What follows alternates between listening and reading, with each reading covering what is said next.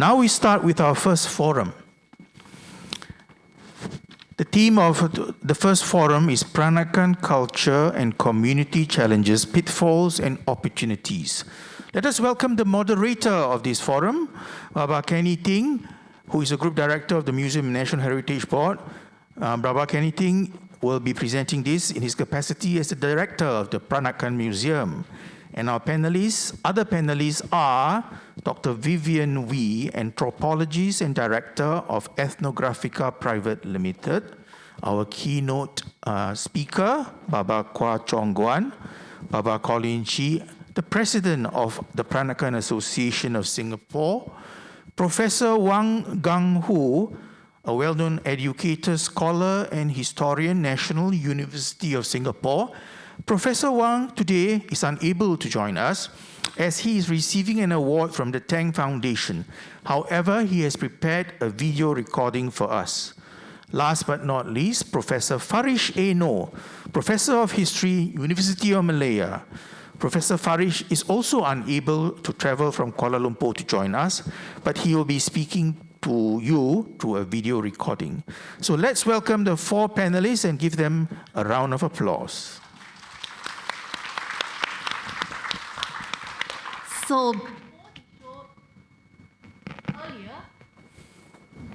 earlier, we have the QR code that we have practiced in the beginning. So for the 480 virtual audience who's joining us remotely, please scan the QR code as well to ask the questions to the panelists here throughout this forum. You may also use the voting feature to vote for the popular questions, so Baba Kennie here could prioritize the questions for you. Over to you, Baba Kennie. Good morning, all Babas and Nyonyas who are joining us today in Singapore and all over the world. Thank you for tuning in. First of all, I'd like to say a very big thank you to Baba Colin Chee, President of the Peranakan Association Singapore, for the invitation today to moderate this panel with very distinguished speakers as well as friends of Peranakan Museum. Earlier this morning, in his opening address, Baba Colin said that he was today's convention is going to show you that there is hope in terms of this question of the survival of Peranakan culture. And just now, Baba Kwa Chong Guan's opening address suggested a sort of a way in which we could consider Peranakan culture's future. I must admit that I was very, very distracted when he first said Cartier and Tiffany because I love jewelry, but I did note down his central provocation. So just to quote again what he had said, I quote, "I am suggesting that the future of Peranakan culture is not in finding some continuity of elements of quote-unquote authentic Peranakan culture from its golden age to today and how they are to be preserved and handed to the next generation. Rather, it is about the remaking of what we imagine we have inherited from the golden age of the Straits Chinese for a more global cosmopolis today." So this particular challenge sets the context for our first panel for this morning, which is about identity. Our panelists will provide a historical context and the broader social cultural context as well of this question of Peranakan identity. You will see how actually identity itself has been shifting through the decades, but at the same time, identity is so complex because Peranakan does not just include the Baba Nyonya community, but there are also other Peranakan communities in Southeast Asia. So I think before I invite our first panelist, Professor Wang Gungwu, to provide his comments and remarks over a pre-recorded video, I'd just like to encourage everyone once again to submit your comments or your questions via Pigeonhole, even as our panelists are speaking. And when we throw open this to a Q&A, I can then take these questions. So let's begin with Professor Wang's pre-recorded remarks. Thanks, Chairman. I must thank Baba Colin Chee for inviting me to this remarkable convention. I made my first Baba friends in a government school in Ipoh in the 1930s. I knew nothing about their history. Both my parents were Sinke or Toto from China. My Baba school friends were neighbors We also played together after school. Later, I learned how the Baba community had adapted to the Malay world while keeping their identity as Chinese, and thus made their hybridity distinctive.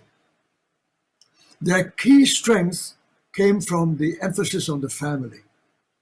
Close attention was given to male lineage and the responsibilities of the women folk in domestic affairs, both giving high priority to daughters marrying Chinese. After the end of World War II, they had to struggle against the Chinese educated majority and lost their political innocence. I saw that they were not simply one kind of Chinese, but also provided an object lesson of how, as a local elite group, many had failed to respond to changing times. When the British left, Baba Chinese were hard put to preserve their distinctive thick culture in independent Singapore. So their leaders focused on reinventing their heritage. With the help of detached, dedicated linguists, talented musicians and dramatists, also the collectors of Baba ware from the most exquisite jewelry to kitchen Ting, local imagination leapt to the rescue. Once the world saw the fabulous kabaya designs and tasted the full range of delicious recipes, the revival captured wide attention. The culture's quality impressed all who encountered it, and parts of it came across as thinner manifestations that, when freed from its community roots, were found to be universally appealing. The imaginative discovery of this phenomenon acted as an excellent spur through the process of reinvention. The name Tu Sheng Huaren, or native Chinese, captures the idea of belonging to an ancient land. It is a name very appropriate for someone of the soil who no longer has attachments to China. The process of moving from Baba to Straits Chinese to Peranakan and then back to Baba as native Chinese matches the general process of Singapore Chinese becoming Chinese Singaporeans to simply Singaporeans. Native Chinese thus became secure in the nation's identity. All this may not apply to the other countries represented at this convention. Hopefully, the Singapore example of how its thick Baba culture is being refined and made accessible can inspire Peranakan everywhere. They too can nurture the thin and cosmopolitan elements in their respective cultures to enable them to reach out beyond our region. That would inspire the creative younger generations to take on the universalization of Baba and Nyonya cultures and pursue what Baba Kwa Chong Guan has so imaginatively envisaged just now. Thank you.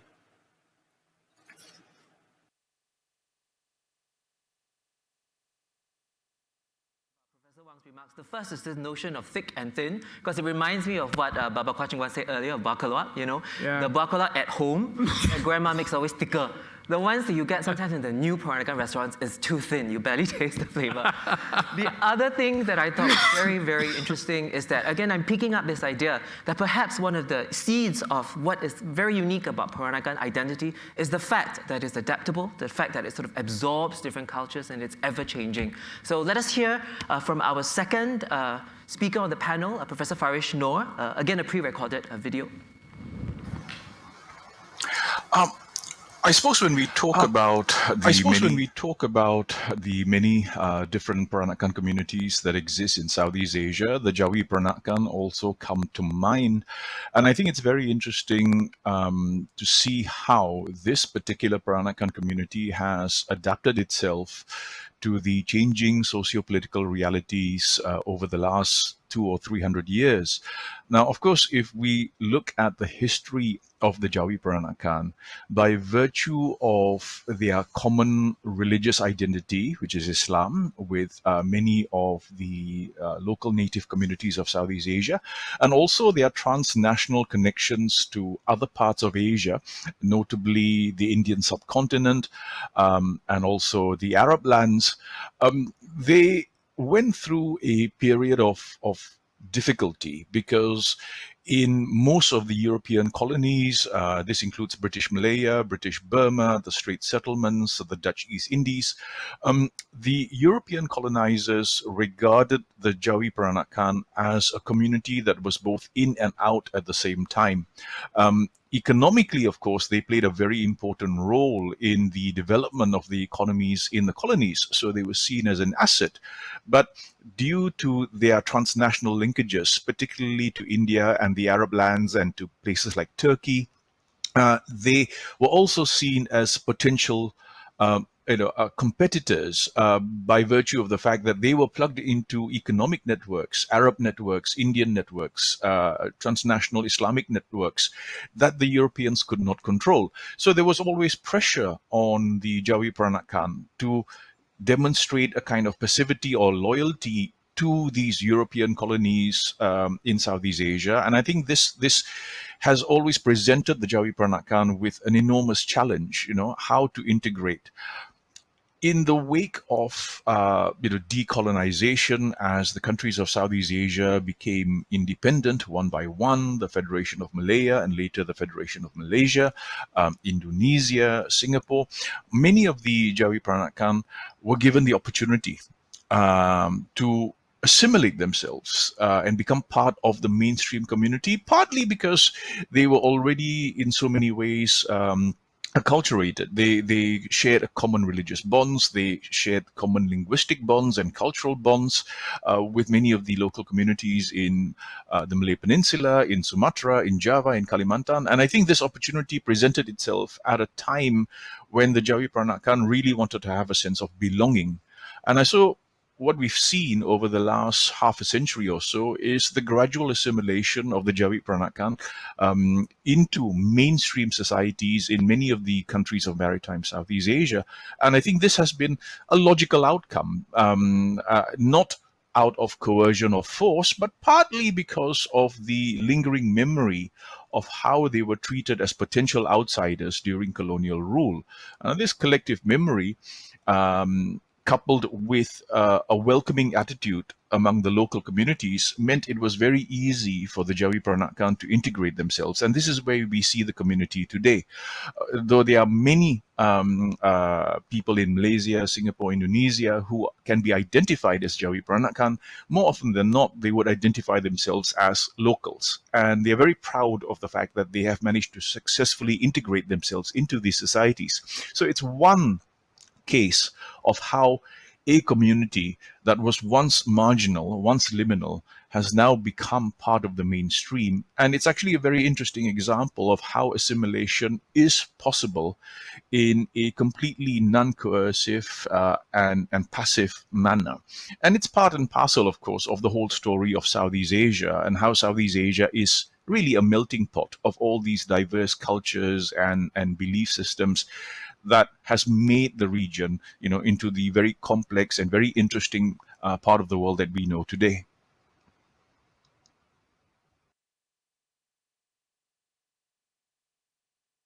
So very much to Professor Farish Noor.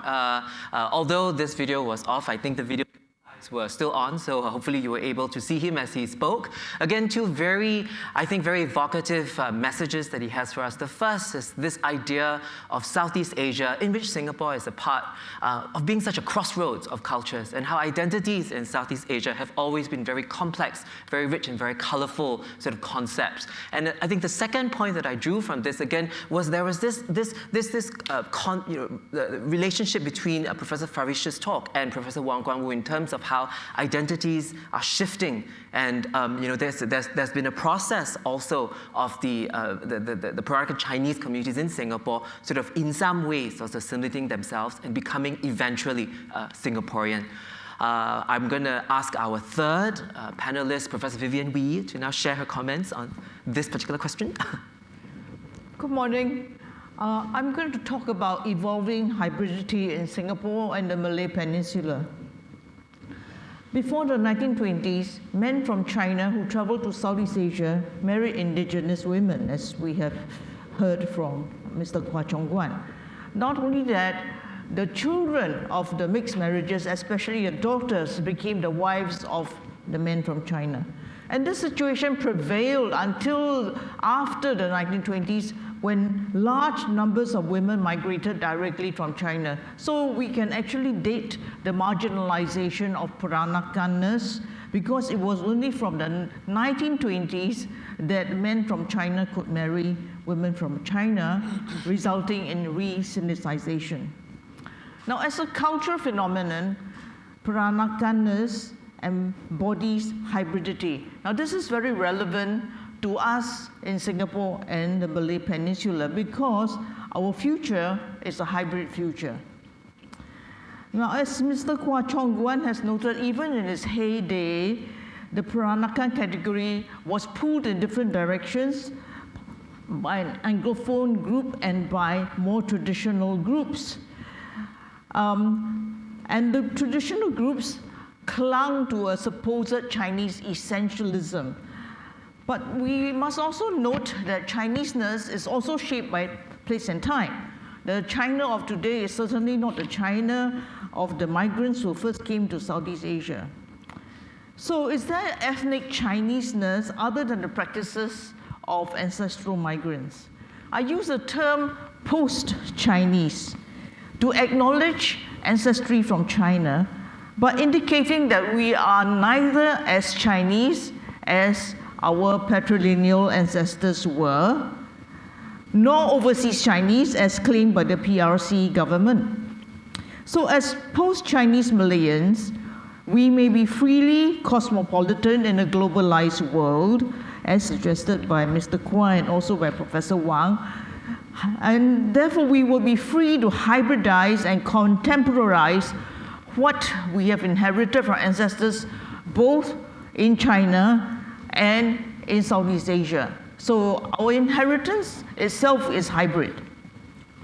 Some may interpret the term post-Chinese in Singapore as equivalent to the label Singapore Chinese, and post-Chinese in the Malay Peninsula as equivalent to Malaysian Chinese. But these are constructed labels, and they contain diverse practices selected by individuals who so choose to identify themselves. So what we have is flexible usage of these labels. There are lots of individuals who also identify themselves as Peranakan, but who certainly don't live in the kind of Peranakan households as depicted in the matriarchs that we saw this morning. So the flexible usage that we have is actually the result of individual choices rather than membership in a homogeneous collectivity. So maybe we should be thinking about individuals self-identifying, how they want to be known as. And what will remain of Peranakanness as a cultural phenomenon? I suggest that what we saw this morning is an example of that. Wayang Peranakan is a form of theatre that is performed nowhere else except in Singapore. Because in this revived form, it was revived in this form, and we can still, have theatre as an artistic form, just as we can have beading and cuisine and embroidery and clothes as artistic forms that may become more universal and more cosmopolitan. And one essential factor in the continuity of Peranakanness is continuing appreciation by non-Peranakan people who do not have to become Peranakan. Thank you. Thank you so much, Prof. Vivienne. Thanks so much for that. I like what you said about hybridity, because it again says that, this question of identity is something that's multi-dimensional. It's not like a one-dimensional monolithic thing. And at the risk of being cheeky, you mentioned this concept of post-Chinese. Are we on the point of, exploring what is post-Peranakan? actually, what comes next? Maybe, not to address this, but I'm going to invite our final panelist on, Baba Colin Chee, to maybe say a few words also on this question of identity. What Professor Farish's comments have raised is something very critical for us, because it talks about the Jawi Peranakans melting into the mainstream community. And that is exactly what is happening to the Chinese Peranakans and even the Indian Peranakan communities, like it or not. As we increasingly marry out into non-Peranakan families and lineages, this is exactly what's happening. We are kind of beginning to lose our cultural identity as Babas and as Nyonyas. And it's a very real issue that we need to address. So it is a choice we have. That's all I'm saying. It's a choice that the community has. Do you want to increasingly see yourselves Sinicized? Is that a word they use? Or Singaporeanized. Or Singaporeanized is okay, but whether you see yourselves being Sinicized, that's something else. Becoming more and more Chinese and not having that Peranakan identity. A lot of people are very confused about what is Peranakan identity. Well, it's stated very clearly. It's a cultural identity. It's quite different from our national identity because we are Singaporeans. Our Chinese Peranakans who are living in Australia and who have adopted that citizenship are basically identifying themselves as Australians. That's their national identity in Malaysia. Our Malayan cousins who are Peranakans identify themselves as Malaysians. National identity. The other thing is ethnic identity, and what's that? And that's us. We are talking about race. So when we ask a question of a Peranakan Chinese, we ask that person, are you Peranakan? Are you what? You're Chinese. And in family lineage history, family histories, our grandfathers have basically, and great-grandfathers have also basically stated, don't ever forget that we are Chinese, even though they're all Peranakans, Jatis, for instance. So ethnically, we are Chinese. Then what makes us Peranakan is our culture. And the minute we lose that culture, we lose our identity. And that is why we need to pay so much, that's why TPAS has paid so much emphasis on the culture. Well, then, if you lose your culture, you lose your identity. And this is where Chong Guan and Professor Wang have come up with this bigger idea. Because as our community shrinks, as it melts increasingly into the mainstream, then how do we maintain that identity of Peranakan through our culture when that culture declines or it diminishes? One idea that they have raised, which came clearly to me, is the universalization of that culture. That means it becomes more broad-based, It becomes more broad-based. And that's an idea that we can possibly work on and discuss going forward to make it relevant to us as a community. Thank you so very much, Baba Colin Chee. I'm very thankful that Baba Colin said that because in some ways he summed up the panel, so I don't have to zokang later on. Did I? Sorry. Universalization. No, I mean I think that's a great way to sum up the panelists. I want to say first, thank you so much to the audience. I was initially afraid there would be no questions, but there's more than 20 questions. My goodness. And, well done. Yeah, more than 60 people have also voted on these questions.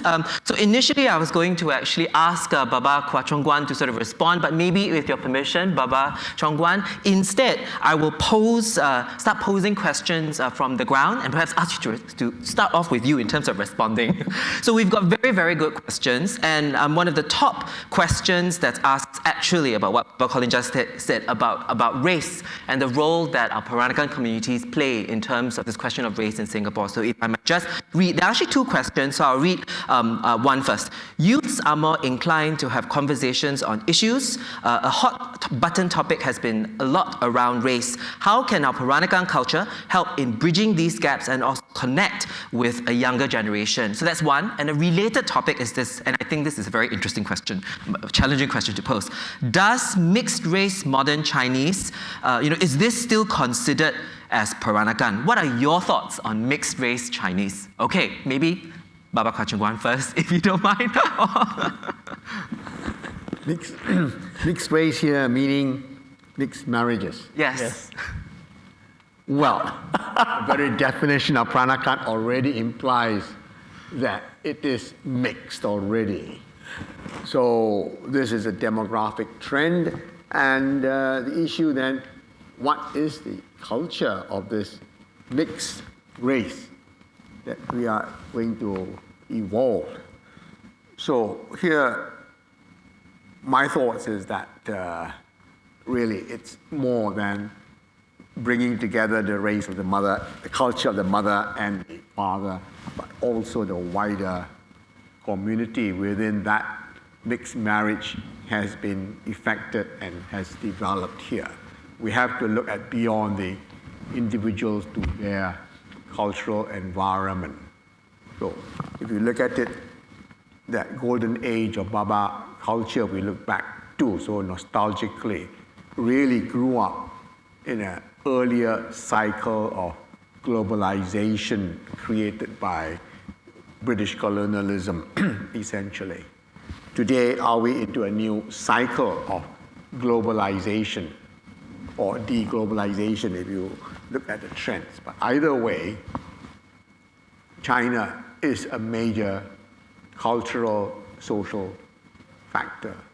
How do we react, mixed race or not, to our identities as Chinese and as Singaporeans? I think that is really the issue here confronting us. Maybe if I could pose the earlier question, because that leads on to the question, the vote has gone up on this one. Yeah, on youths being more inclined to have conversations on issues, which is a hot button topic has been about race. How can our Peranakan culture help in bridging these gaps and also connect with a younger generation? Either panelists? Oh, I think hybridity is the important thing. In fact, apropos of the first question, in the old days, people did marry outside of the dialect group. Not only that, they had married specific villages. So what we have in Singapore is marriage between Teochew and Hokkien and Cantonese and so on. That itself is unusual. Even in China today, you don't find a lot of marriages outside of speakers of the same languages. So when you say we are Chinese, that's not, China is a very complex. Exactly. Yeah. Yes, so yes. which China are we talking about? Right. Yeah. Right. And so therefore, I think the lesson to be drawn from the Peranakan history is hybridity and the willingness to absorb cultural difference. Mm-hmm. I think that's very important. Yeah. Well, how do you get the young interested in the main thing is how do you get young interested in culture? I mean, it's so natural for them to adopt Western culture, to enjoy Western music, to enjoy Western cinema, etc. What makes it difficult? What makes it difficult for them to enjoy, for instance, our culture, our Peranakan culture? That's a challenge. I really don't have the answer for that. I guess the only way I can put it is to say, let's make the culture relevant to you, the young. So if we want to make it relevant to them, we have to give them free rein because they have to own it. They have to create their own culture, you know. If we are, as cultural champions, say, oh, Peranakan culture is A, B, C, and D, and it doesn't go beyond A, B, C, and D, it dies. Because it dies with you. The young will not see it that way. Some of the young might. Then what we should be doing is to tell the young, look, this is your heritage, right? there's something beautiful about this heritage. Build on it. And this is something that Chong Guan had mentioned, you know, recreation. Recreation, make it relevant to you, make it relevant to your times. If you read Christopher Tan's essay in Swarababa, he says it very clearly, you know, let your traditions not be an anchor. It be an anchor, but not as a tether, not to tie you down, just to free you up so that you can draw some strengths from it, make it better. Just like what Chong Guan says Katia has done, we reinvent the culture, or you try something new that you can own. And that's the only way you can encourage the young, because, and you have to just run with them. So, you know, for Peranakan Association, for instance, yes, we have website, yes, we have FB, but we don't have the tools that the young actually go to, like Instagram or TikTok or whatever it is that they are in. You know, I'm of that generation. I don't know what's out there, right? And that's a bad thing. So we need to get young guys coming into our committee for a start. You know, they need to lead that committee. As for mixed race, our young are very smart. I mean, our honorary treasurer, Ronnie Tan, was giving a talk on the history of Peranakans and its culture to a group of students, teenage students, at Nanyang Girls' School, maybe 2 years or 3 years ago. And he was saying, you know, Peranakans, how we were formed 500 years, 600 years ago through mixed marriages between Chinese traders and local women, Malay women. And one of those smart ones came up with a question, very cheeky question, and said, so, if my mother is Malay and my father is Chinese, I am a Peranakan? Mixed race, right? Mixed race. The answer is no. It's not as automatic as that. I mean, what dominates? At the end of the day, if what dominates is a Chinese culture, that makes you Chinese, you know? But if it just so happens that and it's the same for mixed marriages now that we have, where Peranakans marry out of the community. For instance, you have many Peranakans marrying into Hokkien households, for instance, where the fathers are Hokkiens. The culture there is Hokkien, it's not Peranakan. And the mother being more, I guess, not suppressed, but definitely knowing her place, decides that, well, we leave the Hokkien culture. And it takes some while before that person is told, hey, you know, your grandmother or your mother is actually Peranakan, I am actually Peranakan. And then she realized, I have some Peranakan roots. You know, otherwise, they will never ever know. So this whole idea, and you mentioned in China, the Hokkiens marry Hokkiens. They don't even marry out with the Teochew. They don't marry Hokkiens, they marry specific villages. Yeah, exactly. So, you know, in the old days. Yeah. Yeah. Very, I mean, again, you know, this very complex question. It's very complex, yes. Of identity and how it's, you know, and the future of identity. In the interest of time, first of all, I want to thank everybody again for your questions. We are not going to get to all of the questions today, but maybe we can sort of compile it for later. Maybe we can address them after today's session. But I'm going to look at the top one there right now. Very important question, I think. Based on Mr. Kwa's view, would the panelists think that focusing on the commodification and commercialization of Peranakan material culture would be the appropriate direction for it to evolve? Anyone?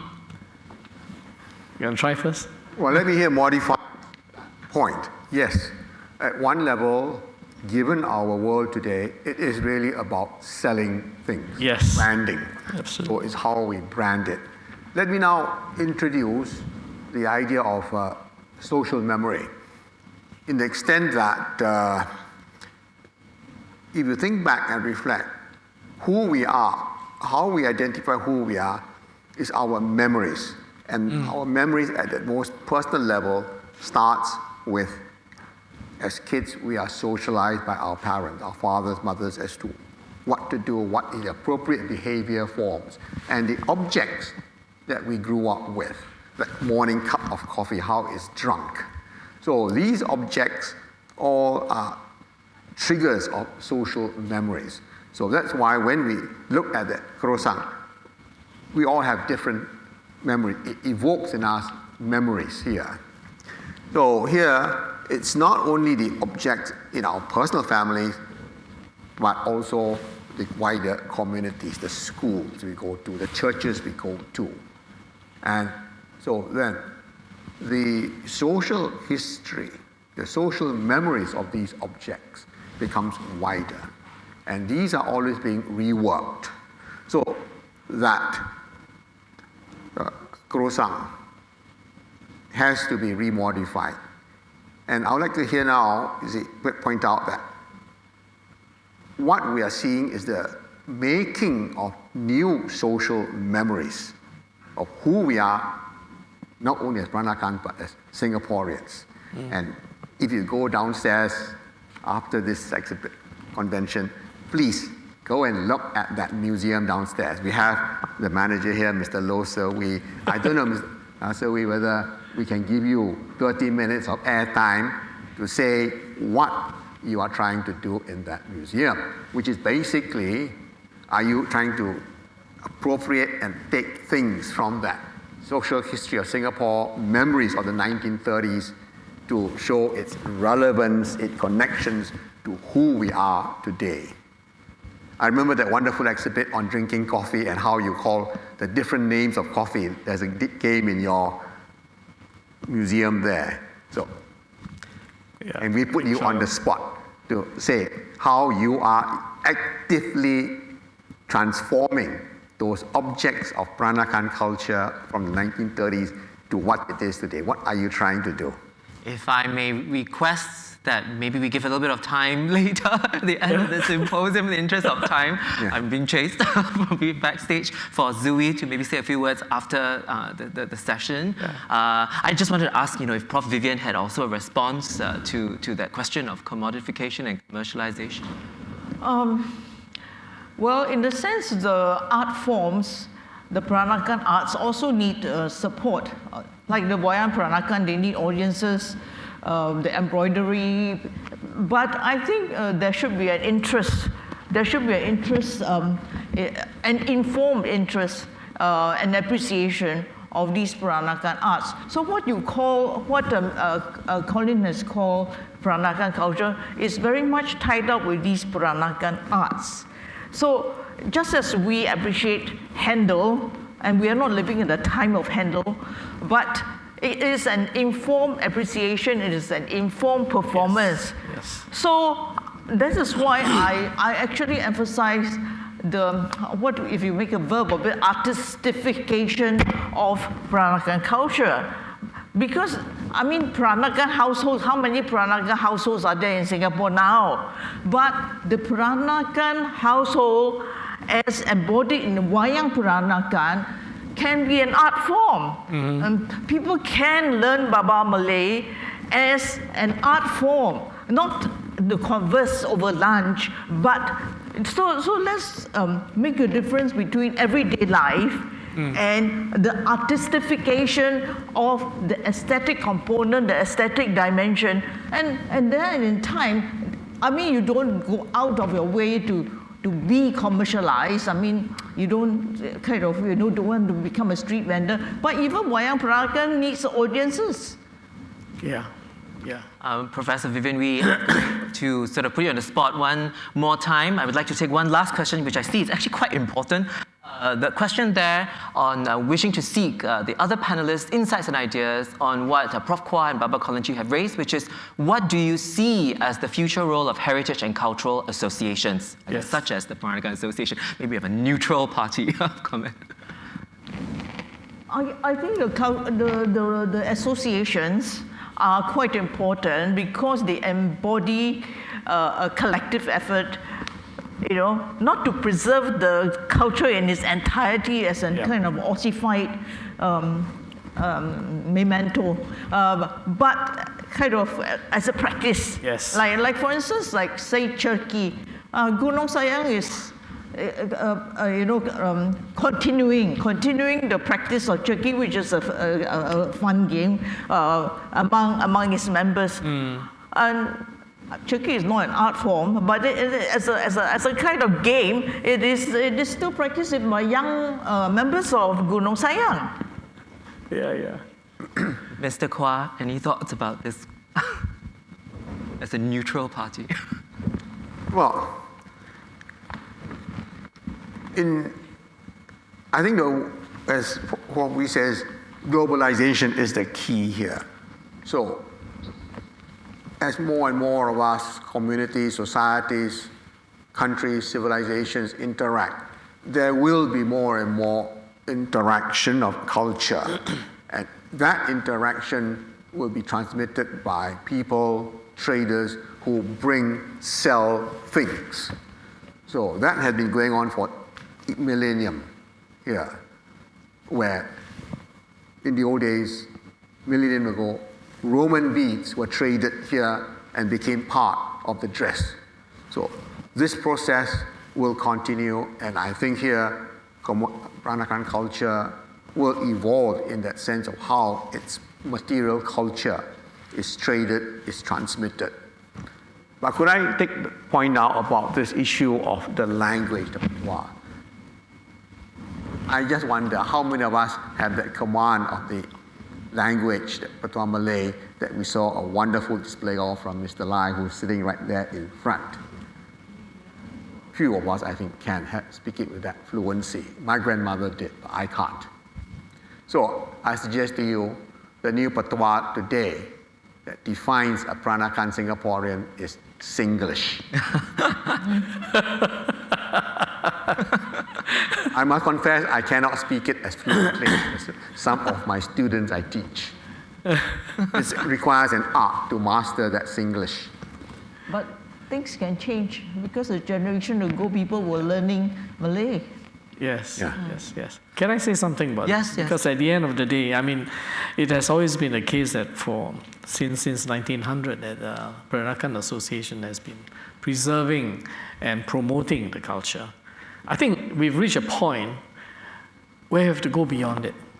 We cannot just be doing that. Yes, to preserve, to document our memories, our histories, our culture, yes, we have to do that. Promoting it, making people aware of what we have is also important. But I think increasingly we've come to a point where we need to facilitate the growth of that culture, try to identify the green shoots and nurture it, and just facilitate that growth. I think we've reached that point. It has become necessary. Otherwise, we will become obsolete ourselves, you know? And as you mentioned the word, ossify, it's something that I use. We cannot afford to have our culture ossify, you know, and become part of a Peranakan museum. And I must take my hats off to Peranakan Museum, as I have for ACM, because it's gone beyond that. You have actually gone beyond documentation, you have gone beyond promotion, you have actually gone a bit experimental to try new ideas and to promote them as well. And I think that's something that associations have to do. You know, we can't be sitting back all the time just talking about our past glory, golden age, etc., etc. And this is where commercialization and what was the word? Commodification. And commodification comes in. In the old days, you had wealthy families. To build up that culture, they buy, they commission, etc. You don't have so many wealthy patrons, so to speak, you know, nowadays. So you go mass commercial. Nothing wrong in that, I think, because that's the only way to preserve some aspects of it. But that's only preserving aspects of the tangible culture. I think a very important aspect of the culture that we don't talk much about is the intangible part of it. And that is something that NHP has been promoting, and I really appreciate that, because that undergirds our culture, really. Tangible is what you see, but what undergirds us is really the intangible. I have to say that we're running out of time, and this is also a good point because that goes into the second, the next two panels are actually about this question of intangible cultural heritage. But since Baba Colin so very graciously mentioned Peranakan Museum, and we were talking about change, I'll just do a bit of a goyok and say that Peranakan Museum, as you know, has been under renovation for a very long time. We are also changing. I'm hoping very much that we will open 1 year late, on time, 1 year late in early 2023. But I'm also here today as a student to listen to everything that's happening and to take all the feedback back into how we sort of refresh Peranakan Museum's content. And then hopefully also when we reopen, we can welcome everybody in back to the museum to see how it has changed. So once again, please a round of applause to all of our panelists. Thank you so very much. And a round of applause also to all of you out there for all the questions that have come in. If I may ask the organizers the permission for us to sort of gather these questions, and maybe we can respond to these questions after the seminar, and also ask the permission of the organizers, if possible, if there's time, to have Zui, my colleague Zui, sort of talk a little bit about the Singaporean exhibition downstairs. Yes. Just brilliant. So thank you so much. Thank you. Thank you to our Forum 1 moderator, Baba Kennie, our panelists, Baba Kwa, Dr. Vivienne Wee, and Baba Colin.